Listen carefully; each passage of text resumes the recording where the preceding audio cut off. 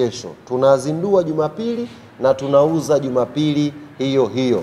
Maana yake ni kwamba tukizindua jezi saa 6 kamili mchana siku ya kesho, saa 6 kamili mchana hiyo hiyo na dakika labda 10-15, jezi ya Young Africans zitaanza kupatikana.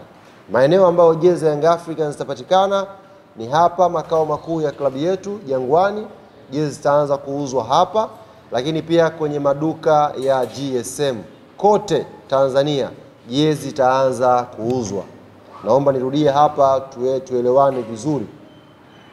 Young African Sports Club inakwenda kuzindua mtoko wake siku ya kesho kwa maana ya Jumapili, na tutazizindua hizi jezi kwa njia ya kimtandao ambaye baadaye nitakuja kuwaelezea vizuri ni namna gani tunakwenda kufanya hili jambo.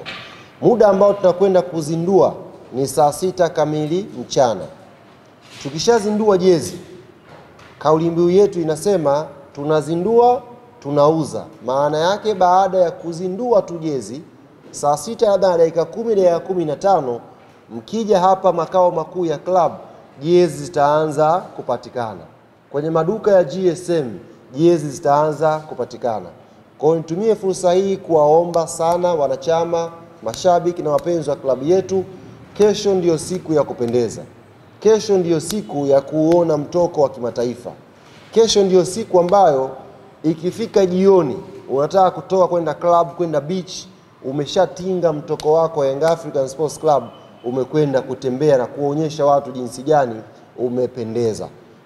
Ni zile standard za kimataifa. Ndio maana tunasema ni mtoko wa kimataifa.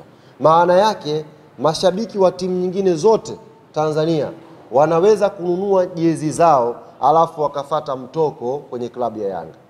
Unaweza kuvaa jezi ya timu yao kaenda uwanjani, ila ukitaka kutoka kwenda beach, kwenda club, kwenda kutembelea ndugu na jamaa, unakumbuka unatakiwa uvue jezi ya timu yako, uvae mtoko wa Young African Sports Club. Kwa hiyo kimsingi shughuli ya jezi Yanga walishaachana nazo miaka 4 iliyopita.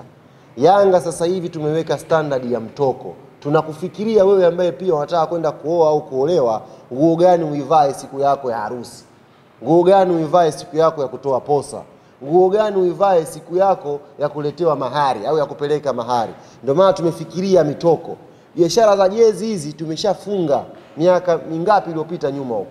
Sasa hivi tupo kwenye mtoko.